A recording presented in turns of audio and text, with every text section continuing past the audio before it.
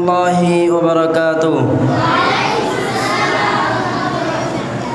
আপনারা সকলে ভালো আছেন? আমি শুরু করার আগেই প্রথমে বলতে চাই, সেমিনারের দক্ষ বিচারক, সেমিনারের কর্তৃপক্ষ, শিক্ষক মণ্ডলী, আমার সামনে বসে থাকা ছাত্র ভাই এবং আমাদের সেমিনারের আওয়াজ যারা বাইরে থেকে শুনছেন, তাদের সকলকে আমার আন্তরিক শুভেচ্ছা। আজ আমি বলবো একটি শব্দের কল্পকথা।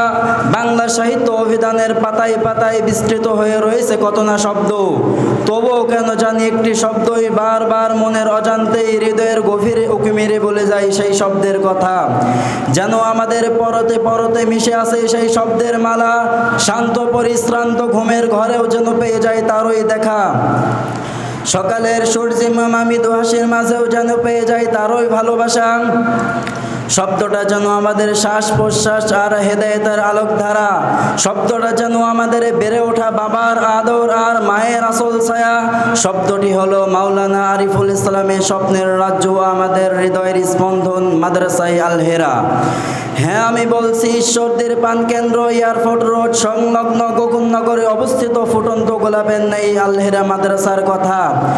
সেই 2019 সাল থেকে শুরু করে আজ অব্দি প্রবাহমান স্রোতের ন্যায় চলছে তার কোরআন শিক্ষার ক্রমধারা। দেখতে দেখতে আল হেরা প্রতিটি ঘর ভরে গেছে দিক বিদিক থেকে ছুটে আসা এলেম পিপাসুরা চলছে না। দেখে মনে হয় যেন নিজ মৌচাক আঁকড়ে ধরে আছে মৌমাছিরা।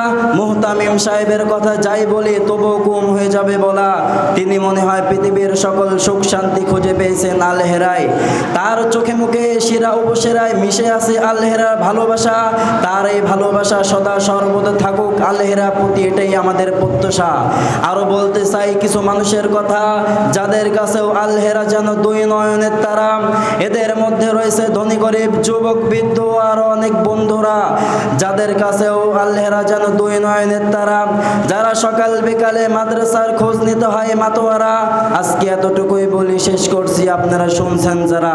পরিশেষে বলি, আল্লাহ যেন আমাদের কবুল করেন আল হেরার ওসিলায় এবং আমাদের দান করেন সুমহান জান্নাতের মালিকানা। সকলে বলে আমিন।